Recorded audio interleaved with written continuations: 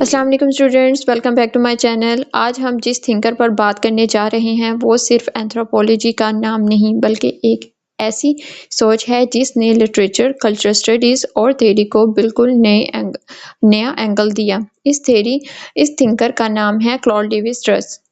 उनका बेसिक सवाल बहुत सिंपल लेकिन बहुत डीप था। क्या दुनिया के मुख्तलिफ कल्चर्स बिल्कुल अलग होते हैं या फिर उन सब के नीचे कोई एक कॉमन सिस्टम काम कर रहा होता है? लिविस्ट्रस का जवाब ये था कि कल्चर्स ऊपर से चाहे जितने डिफरेंट लगें, उनके अंदर का स्ट्रक्चर अक्सर सेम होता है।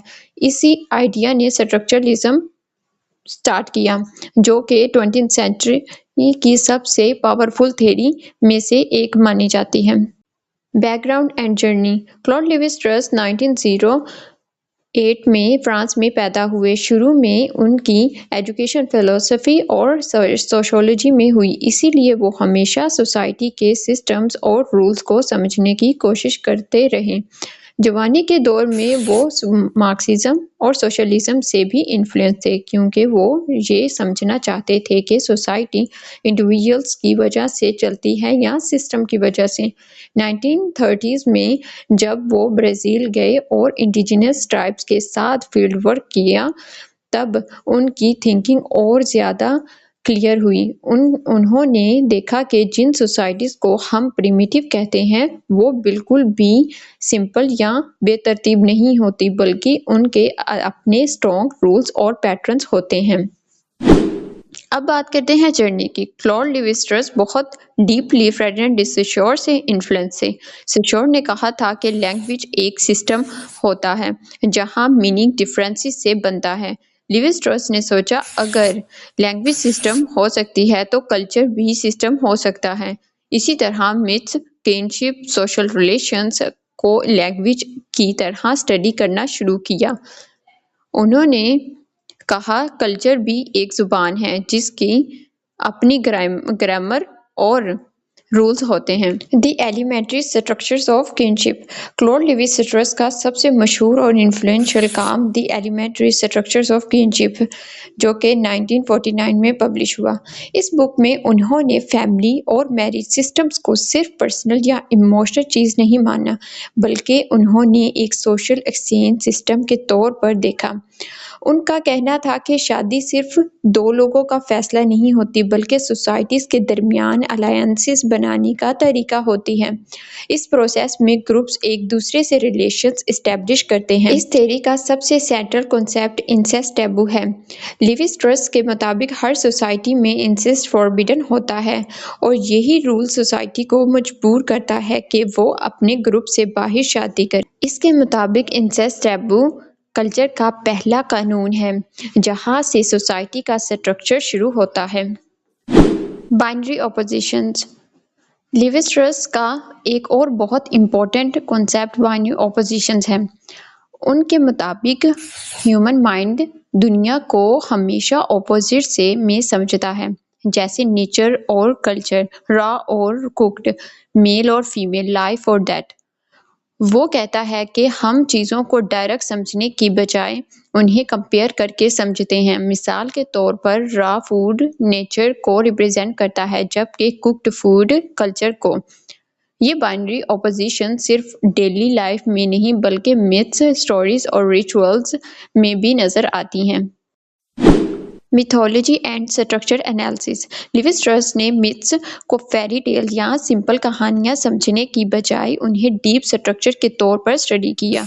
उनका कहना था कि मुख्तलिफ कल्चर्स के मिथ्स ऊपर से अलग लगते हैं, लेकिन उनका बेसिक स्ट्रक्चर अक्सर सेम होता है। उन्होंने मिथ को छोटे यूनिट्स में डिवाइड करके एनालाइज किया, जैसे कैरेक्टर्स, इवेंट्स और ऑपोजिशंस। कहा जाए तो मिथ का मतलब उनकी कहानी में नहीं होता बल्कि उनके स्ट्रक्चर में होता है, बिल्कुल वैसे ही जैसे लैंग्वेज में लफ्ज़ों से ज़्यादा ग्रामर इम्पोर्टेंट होती है।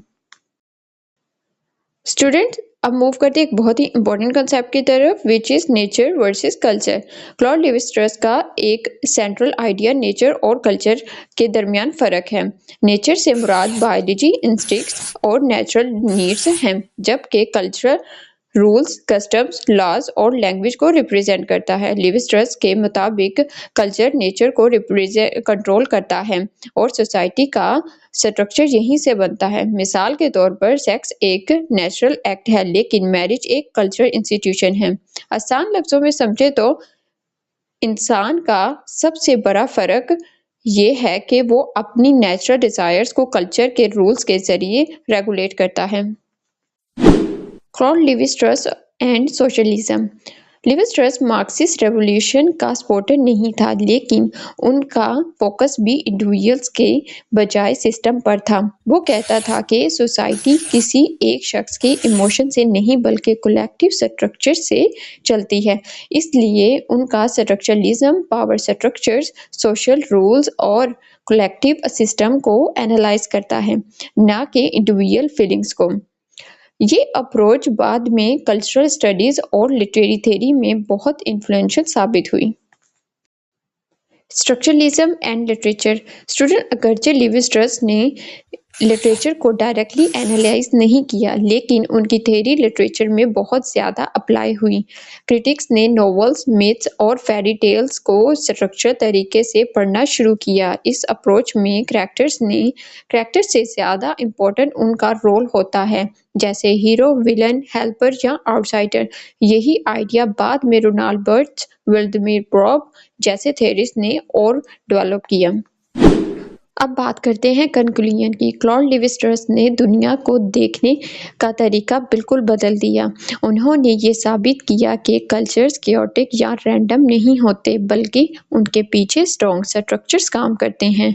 उनका सिंपल सा मैसेज ये था कि इंसान जो कुछ भी करता है वो सिस्टम्स के अंदर करता है। इसी वजह से आज एंथ्रोपोलॉजी, लिटरेचर और कल्चर स्टडीज में लिवी-स्ट्रॉस को एक फाउंडेशन स्टोन माना जाता है। तो यही करते हैं वीडियो एंड। और स्टूडेंट मैं आपको बताती चलूँ, मैंने ऑलरेडी स्ट्रक्चरलिज्म की पर वीडियो बना दी है related to the Frederick de Saussure. आप वो भी जाकर चेक कर सकते हैं। Thanks for watching.